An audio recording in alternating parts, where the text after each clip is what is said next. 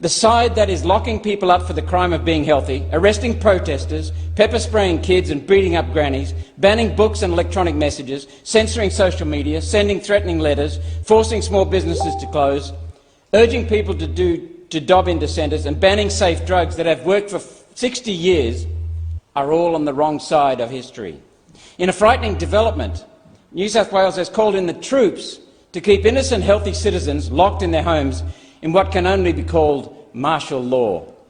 Recent freedom marches showed what happens to citizens who exercise their democratic right to protest.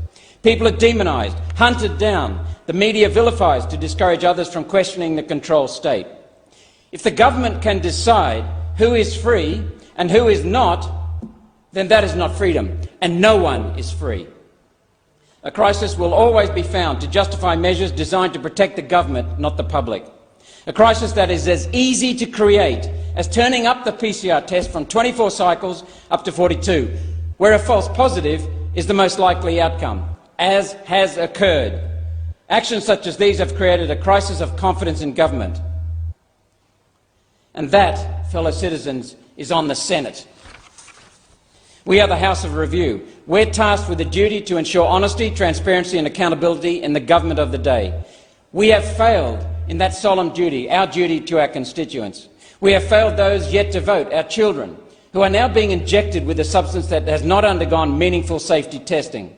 The Liberal, National and Labor parties have colluded to wave these measures through this place, reducing the Senate to the status of a dystopian echo chamber. Each new restriction, although met with rightful public opposition, has not led to a re-evaluation, but rather has led the government to crack down even further. The Morrison government is behaving like a gambling addict who loses a hand, and instead of admitting error and walking away, it doubles down. With troops now on the streets, it's frightening to contemplate where this will end. Everyday Australians are being deliberately demoralised to extract a higher degree of compliance. When COVID first arrived, there were few masks, and the experts and authorities told us masks were not necessary. Now those same medically ineffective masks are used to condition people to fear and obedience. Crushing resistance crushes hope, and without hope we have no future. Is it any wonder that small businesses are closing permanently? Every small business closed was a family being provided for from work, hard work and enterprise. Who will look after those families now? The government? With whose money? The Reserve Bank, using electronic journal entries, can only create fiat money out of thin air for so long before it runs down our country. The government can only sell bonds until buyers stop coming forward. Then what happens? We will have no to people who were once able to pay their own way.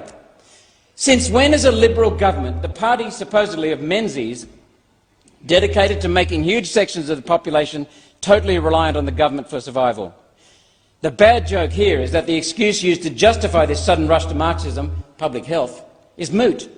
Deaths from all sources, including coronavirus and the flu, are at historic lows. Australia's death rate in 2020 was less than in 2019, and 2021's death rate is lower again. We're strangling Australia's economic life and future for no reason. Power has gone to the heads of our elected leaders and unelected bureaucrats who are exercising powers yet do not feel the consequences themselves. Never in history has Lord Acton's famous quote rung more true: power corrupts, and absolute power corrupts absolutely. It's been calculated that the civil disobedience tipping point, which is the maximum capacity of the police to arrest people, of the jails to hold people, and of the courts to process people, is, in Australia, around 100,000 people. Anything more than that and the system comes crashing down. Attendance at the Freedom rallies last month shows we're almost there. No wonder the Morrison government has been scared into resorting to the refuge of tyrants, the military, to intimidate citizens into compliance, and to mandating injections threatening to rip away people's livelihoods. Everyday Australians are seeing through the smoke screens of fear and intimidation. People now see the cost of the restrictions to family and community exceeds the medical cost of the virus. Everyday Australians have spoken. We will not be divided. We are united. We are one community. We are one nation.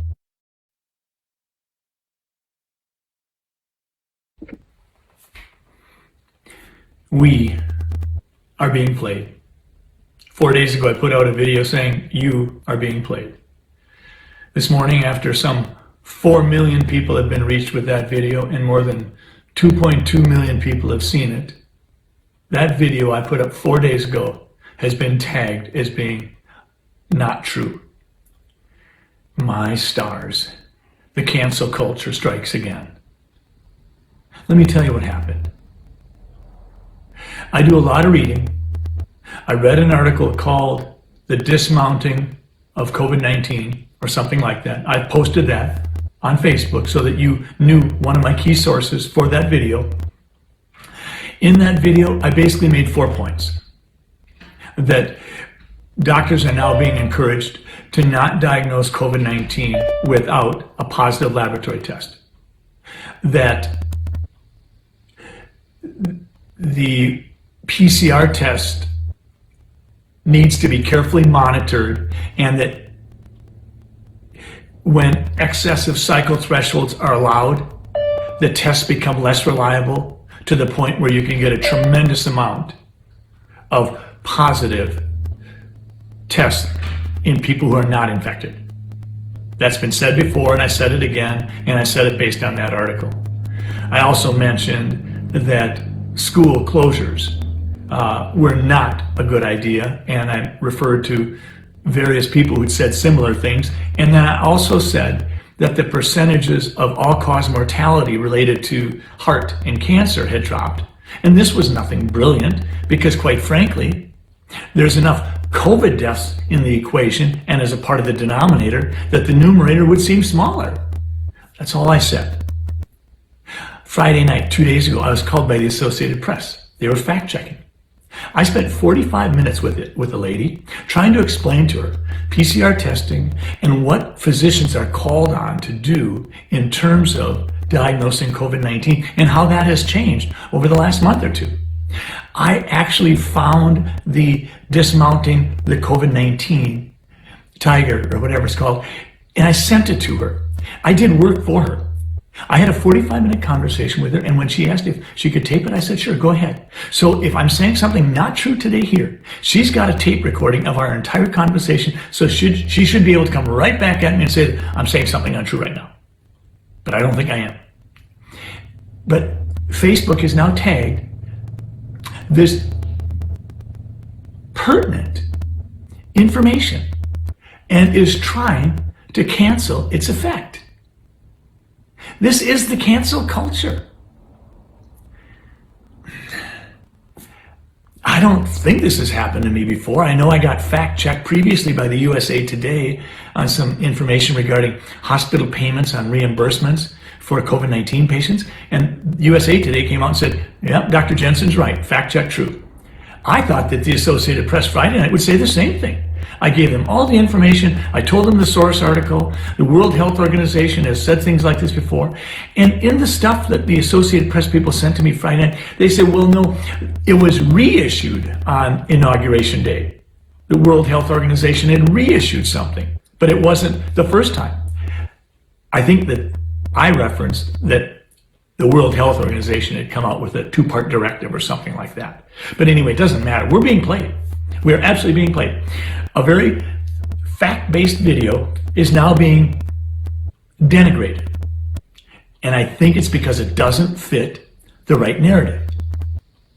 Well, too bad for you, Associated Press. I would have thought that if you contributed to this fact-checking with Facebook, that you would have gone to the author of the article, Dismounting the COVID Tiger, and you would have found out there, because the writer of that column is a reputable writer who has explored many issues with COVID-19. I don't think Associated Press played fair.